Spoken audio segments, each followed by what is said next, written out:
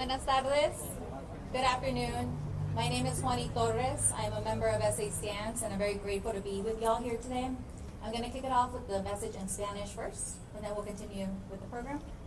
Buenas tardes. Mi nombre es Juanita Torres y soy parte de la organización SA Stance aquí en San Antonio, Texas. Estamos presentes hoy para seguir alzando la voz y la atención sobre las injusticias y condiciones inhumanas por las que nuestra comunidad inmigrante está pasando. En esta conferencia de prensa escucharemos los comentarios de varios representantes locales y nacionales, incluyendo los de nuestro congresista Joaquin Castro, que acaba de visitar el centro de detenciones en Dilley.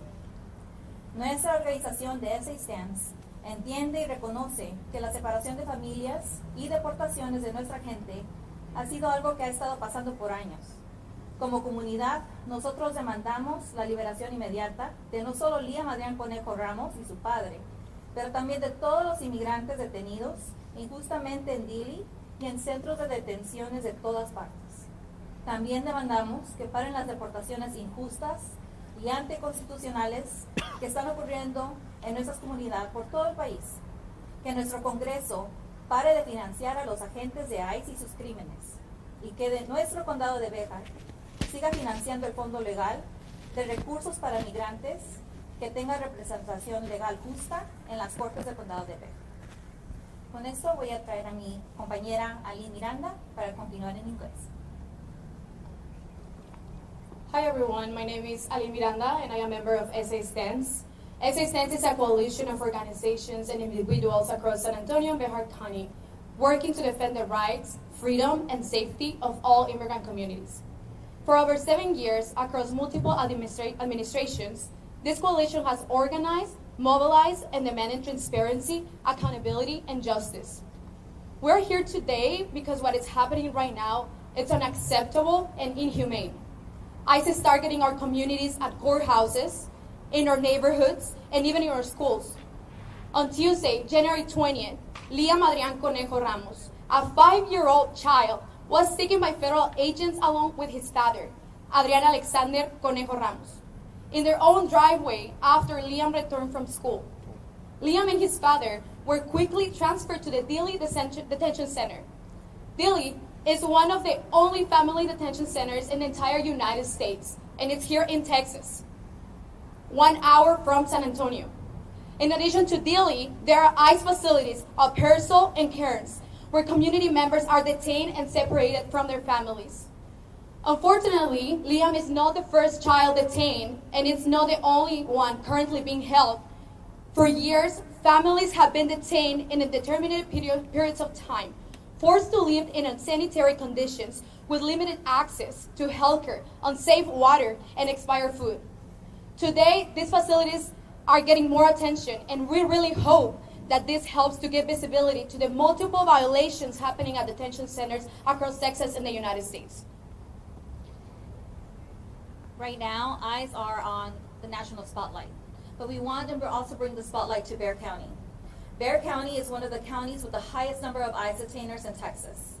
San Antonio now ranks 9th in the country for the highest number of ICE arrests. Our city has also become one of the worst places in the nation for immigration courthouse arrests, with nearly 100 arrests in just 3 months, including 12 children. ICE Purcell facility held the 5th highest number of immigrants so far in fiscal year 2026, averaging 1,732 per day. Our demands as SA Stance are the immediate release of Liam and his father and the reunification of all families impacted by immigration detention, an immediate end to family detention at Dilley and all detention facilities, an immediate end to unlawful deportations. We demand all funds being sent to ICE for these heinous enforcement actions be ceased immediately. And we want the renewal of the Immigrant Legal Defense Fund here in Bexar County, so families have access to legal representation and due process. With this, I turn it over to Congressman Joaquin Castro. Thank you. Good afternoon, everyone. I'm Joaquin Castro and very proud to represent our hometown of San Antonio. And this afternoon, myself and Jasmine Crockett, Congresswoman from Dallas, along with members of our staff, had a chance to go inspect the Dilley Detention Center in Dilley, Texas, and visit with Liam Ramos and his father, as well as hundreds of other detainees in that facility. Liam Ramos should be released immediately.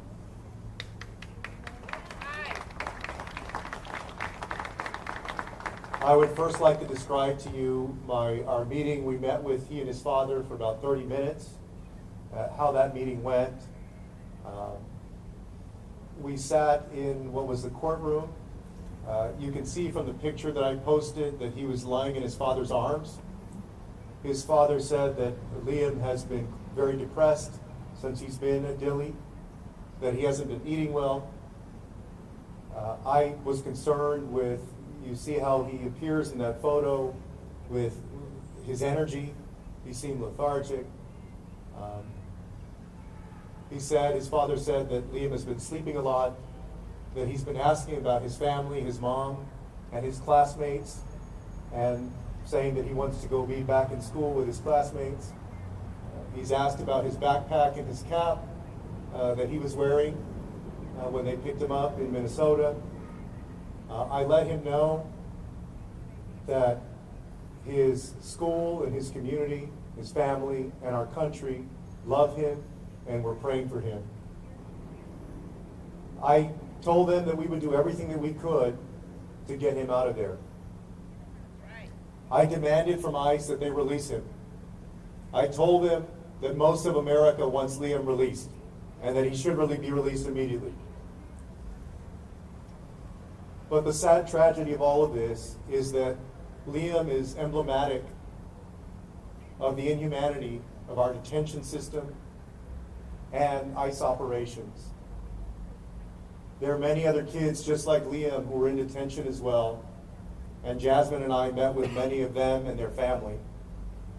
There's a 2-month-old baby who's been there for 4 or 5 days. There are kids under 5 years old. There are folks who are 8, 9, 10, up into the teenage years. There are folks who are mentally broken because of the trauma that they're experiencing in Dilley. A few things to remember. First, about Liam and his family. They came to the United States legally. They had permission to wait for their asylum case to be processed here through the CB1 app. When people talk about an orderly and efficient immigration system, they follow the rules. The second thing is that there are no criminals at Dilley. Donald Trump talked about arresting, in his own words, criminal illegal aliens. You don't go to Dilley, a facility that right now has 1,100 people in it, if you've committed a crime. All of those people suffering there, languishing there, in that trauma, in that uncertainty because ICE won't tell them sometimes when their next court date is. ICE won't tell them what's going to happen to them. None of those people has committed a crime. And so I would ask President Trump, who himself has grandkids who are of the age, I know, young, of some of the kids that we met with today, to think about what it would be like if his grandkids were behind bars or in this kind of prison. The trauma and the impact that it would have on them. And for Stephen Miller, who is a father himself with young kids, like myself, I have a 12-year-old, a 10-year-old, and a 3.5-year-old. If you're going to be an architect of this kind of viciousness and brutality and inhumanity, then you should have the guts to go to these facilities like Dilley and sit face to face, eye to eye with these kids and tell them why you believe they belong there. I believe that we should disband ICE. I support the impeachment of Kristi Noem. And I don't believe the Senate or the House or Congress should give another dime to ICE in this appropriations bill. With that, I would like to introduce an incredible colleague of mine who represents part of the city of Dallas, who served in the Texas legislature before, just as I did. That's my colleague, Congressman Crockett.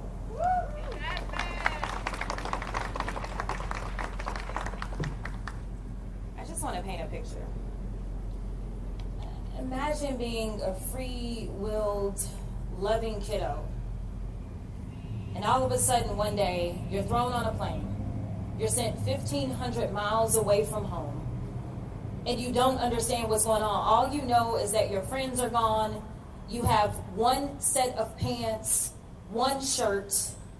Your dad washes your pants and your shirt out every single day and then hangs it by a unit to try to dry it overnight. You don't have your mom, who is currently 4 months pregnant with your sibling. And frankly, at this point in time, you've gotten depressed to the extent that you've stopped eating. This is the story of Liam. The sad reality of what we found when we went to Dilley was that Liam was not the only one. You have so many mothers in this facility. They didn't care about themselves. I'm going to be perfectly honest. They were concerned about their children. We heard the same story over and over and over about how they were depressed, about how they weren't eating, about how children were throwing up. We went into a housing facility because I don't know that they were really trying to take us into one, but we went, and there was an area that was almost set up like a kids' play area. And we walked in, and as soon as we walked in, everyone kind of flooded towards us. And at some point in time, it seems like they told us that they were actually educating these kids. And the kids were like, no, we're not in school. We're not getting anything. And so my staffer is like, what's up? Because y'all told us they were getting this. They reopened this facility that had been shuttered under the Biden-Harris administration. They reopened this facility back in April of last year. They continue to house children there. And they are not getting any education. Their education is being thwarted. And then when pressed about it, they said, well, we're working on it. And I said, well, what exactly are you doing? They said, well, we're going to get some packets in here. And I said, what are the packets going to do? Are you going to have teachers? Well, we have somebody that has an educational background. Listen, I did criminal defense work, y'all. I'm here to tell you that the treatment that these people are suffering under right now is worse than those that are accused and sometimes even convicted of crimes. That's how bad it is. So people wonder, like, why is it that people are outraged? Why is it that the people in Minneapolis have taken to the streets? Because they are kidnapping their neighbors. We know that Trump lied. We know that all he does is lie. Because the first thing I wanted to know was how many criminal convictions do y'all have? How bad are these folks? Oh, no. You can't be here and have a record. Y'all, I can't tell you how many innocent, precious children we talk to.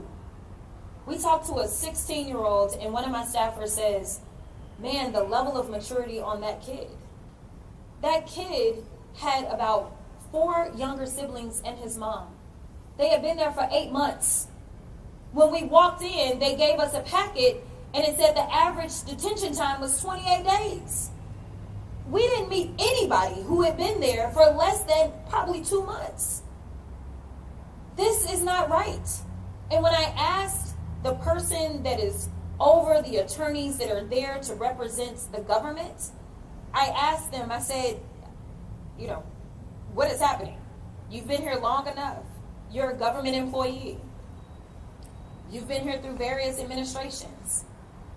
And frankly, he said, the difference is somehow they're trying to prosecute these cases while keeping people in custody. That is not what they normally would do. That is what this administration has decided to do. They have decided to play with people mentally. They have decided to tell people things like, well, you're not going to be able to see your kids if you do this, or we're not going to do this if you do that, or we're not going to give you your court dates. This is terrible what is happening.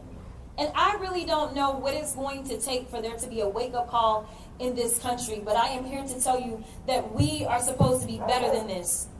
We talk to people that are saying, you know what, I'm from Cuba, as one woman said. And she was crying profusely saying, and they are sending me to Ecuador. What are we doing? So I'm here standing with my colleague because no, we won't fund this nonsense. We both voted no on that bill.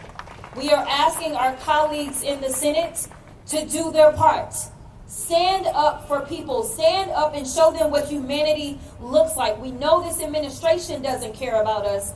But frankly, when people literally are talking about the water that they are drinking is not safe, if you allow this to continue to happen, then you are complicit. We have to do our part as the legislative branch. We have the power of the purse, not the president. It is time for us to flex our power. So thank you so much for being here. I am now going to turn it over to my colleague who leads up the Congressional Progressive Caucus and is representing a portion of San Antonio as well as Austin. Greg Casar. Thank you, Congresswoman, and thank you so much for being down here and visiting Dilley. And of course, thank you to my colleague, Congressman Castro. I'm Greg Casar. I'm proud to represent the ground we stand on in San Antonio as long as they'll let me. Quiero que la gente aquí en San Antonio sepa que estamos aquí luchando para la liberación de Liam Ramos. Estamos aquí luchando para sacar a ICE de nuestras calles, de nuestras cortes, y diciéndole a nuestro gobierno que queremos que el gobierno federal se enfoque en nuestra seguridad y bienestar, no en separar a nuestras familias. Estamos aquí para liberar a Liam Ramos. Punto y fin. Today we say with one voice, free Liam Ramos. Free Liam Ramos. Donald Trump ran for the presidency, saying he was going to go after, quote, the worst of the worst. Today, he is holding a 5-year-old in a prison. Last year, they arrested 3,800 minors. You've seen the picture.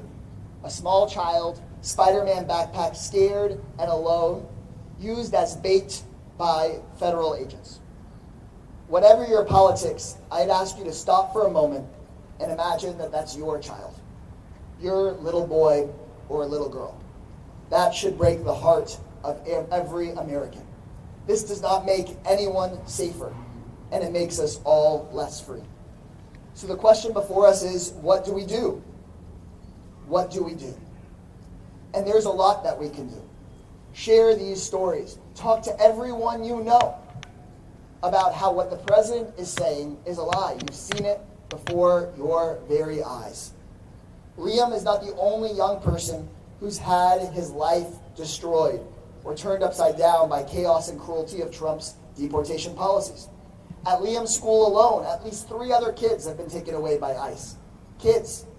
Here in Texas, I know of a U.S. citizen child with a brain tumor who was deported away from her doctors here, and she has not been allowed to return.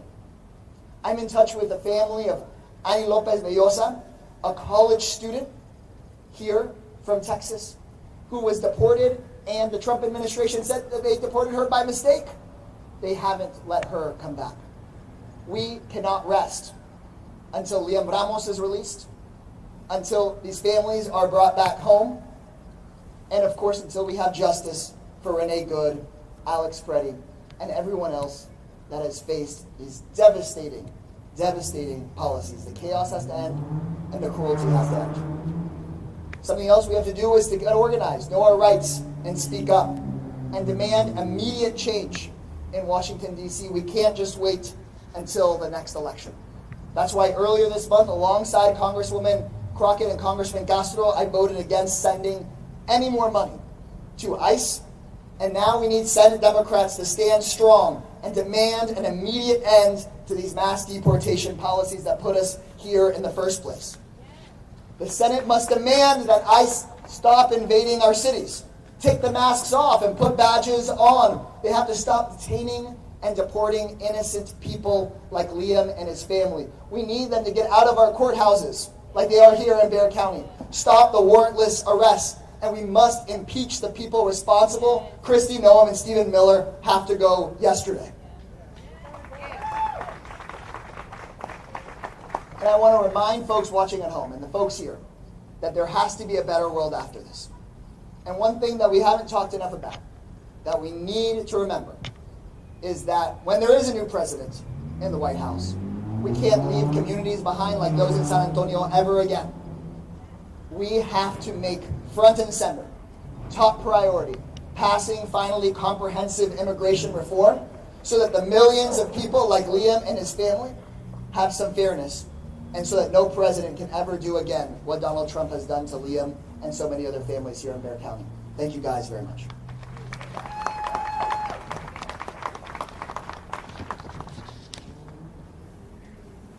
And I'm passing along to somebody, but their name is hiding under my folder. A dear colleague and friend, I'm proud to call up State Representative Gina Hinojosa.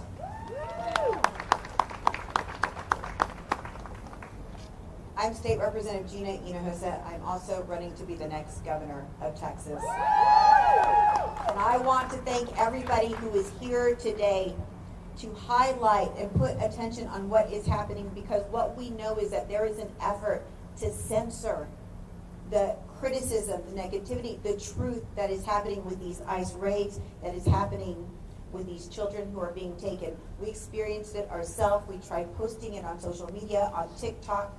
We were shadow banned from posting criticism of ICE.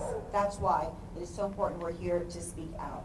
First, I want to speak to the fear that people are experiencing back home. The fear is real. People are scared. Americans are scared because we have all witnessed with our own eyes the brutality, the violence, and even the killings at the hand of a lawless government. We mourn even the killings of Americans. We see the fear in the eyes of children snatched from their families, treated like hardened criminals. And we know that many of these families are American families that are being targeted. Because for many of us, we come from mixed status families. That is my own experience, in fact. And we know that people are being targeted in these ICE raids because of the color of their skin, because of the language they are caught speaking, because of the music that they are caught listening to. Let me tell you that I was born and raised in the Rio Grande Valley.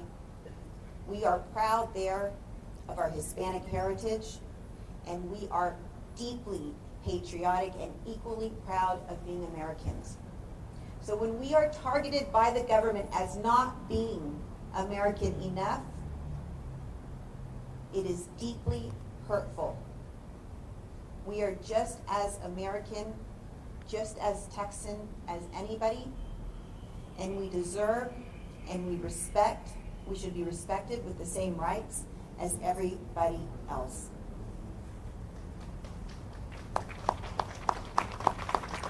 We should all be asking, why is this happening? There is a saying that's gotten popular, the cruelty is the point. I don't believe that anymore. What I think is happening is the cruelty is the mask to hide the corruption that is driving this system. See, last year, these private prisons started getting these contracts to hold people taken by ICE. Now they're all going to private prisons. These places are operated by private prisons. There are really only two in the whole country. One is Geo Group, one is CoreCivic. CoreCivic is the largest owner of real estate, private real estate, that the government uses. Their biggest investor is BlackRock, a multinational corporation that is in the business of maximizing profits for its shareholders. Those profits, by the way, are 100% paid by the taxpayer. Geo Group is the other private prison company that also has the same for-profit model that it operates under. It also happens to have given tens of thousands of dollars to Governor Greg Abbott right before he decided to license these family detention centers, which is why we have families in here and children incarcerated in Texas, and it's not happening anywhere else. That is the corrupt reality that we live in Texas and in America. People ask all the time, what can I do? What do we do? The answer is that you are already doing it. We are already doing it. By refusing to believe the lies coming from a lawless government, by refusing to stay silent, by refusing to stay home even when it is scary and the fear is real. We are making a difference. Change is happening. We are winning back sanity and humanity in this country. The courageousness we are witnessing in Minnesota and Texas and all over this country, that is the way forward. It is working. Don't stop. Because what we know is though government is broken, the people are not. Though the government has fallen to authoritarianism, the people are free. And the people are fighting back. And that's the way the people will win. Thank you. Next, I'd like to call up my colleague, Trey Martinez Fisher, who is the Dean of the San Antonio House Delegation. Thank you.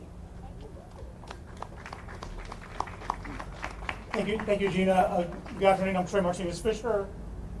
You've heard these speakers, and let's review where we're at. In the last 48 hours, Senator Ted Cruz told the president, you're losing the narrative on immigration, change up the language, we're losing credibility. We have a governor of this state who has now said we need to recalibrate the tactics of Minnesota, which I think is rich, coming from a governor who put barbed wire on the border, buoys in the water, and now oversees a police force that is shooting tear gas into crowds of peaceful protesters, many of them from a church. But I can tell the president I am not an expert, but I can guarantee you to change your strategy of detaining 5-year-olds and putting them behind harsh and cruel conditions is not a winning strategy either. And it is up to us, all of us, because we know where Dilley is, and we know that every migrant who comes through on their way to Dilley passes our community. We know about Liam coming through San Antonio. We know about young Genesis, a 5-year-old girl who was picked up in Austin, stayed in a San Antonio hotel before she went to Dilley. And so that puts all of us on alert. And for San Antonians, this is not the fight we have asked for, but this is the fight that we need to finish. And we have a very rich history, and we have credibility in being in these spaces and standing up for our community. Let me remind you that Texas has the largest African American population in the country. We have one of the largest Latino populations in the country. And when we needed a state observed holiday for MLK, San Antonio civil rights leaders organized that in Austin. When Latinos felt like they needed a helping hand, the founding of LULAC, the founding of MALDEF, the founding of the American GI Forum has deep roots in this community. Folks, this is who we are. And it is our job to double down, to have Liam's back, to have Genesis's back, to give the support to our federal representatives, to send them in power to deliver a strong message, not only to the Trump administration, but for those members of the U.S. Senate that now have the power And we're all in politics, and we know the game, and we know that there's always a outside message and an inside strategy. We let folks know that we know about that, and we know how to count. And the only way, Mr. President, that we are going to bring change to this country is we need to crush some ice. Yeah! Right? And we will do that dollar by dollar, appropriation bill by appropriation bill. I've been very proud to serve with many men and women here who have left the state in hopes of rallying the nation so that we can do things differently.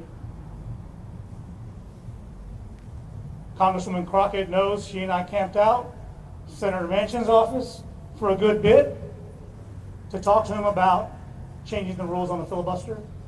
We want our members of Congress to let our senators know that we are watching, America is watching, Liam is watching, Genesis is watching, and we are not going to stop and we're not going to quit until we bring justice to those families, until we change the tone and the tenor and the scope of this conversation to recognize what someone told me this morning. We're all God's people. We're all God's children. And we have to treat each other like the least among us. And that begins with those families and those children in the Dilley Detention Center. And so, San Antonio, it's our job. Let's step it up. I now want to bring up my colleague. This is the district that we are in, and is represented by Representative Diego Bernal.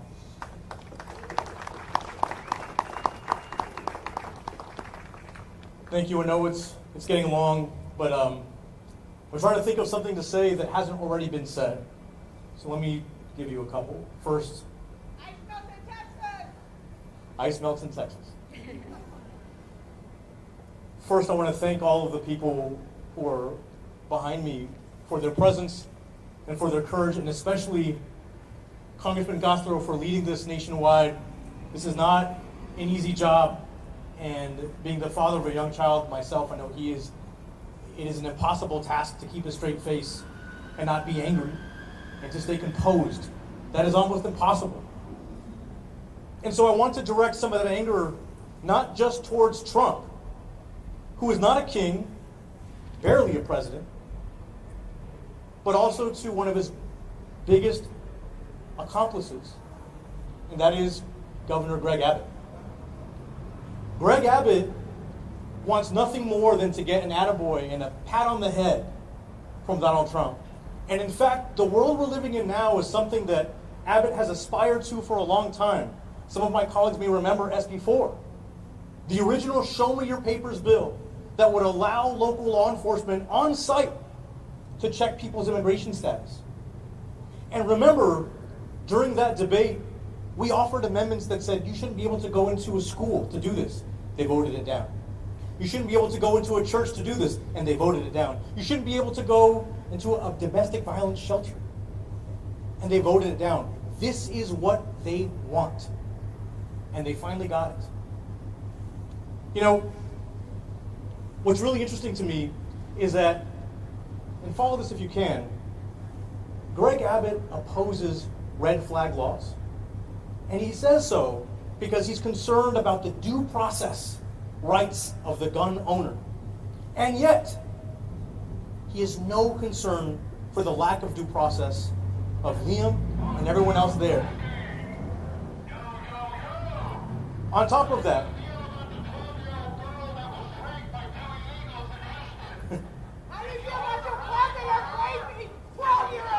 all right, so release Liam, release the families, release these political prisoners, and my boy, release the Epstein files.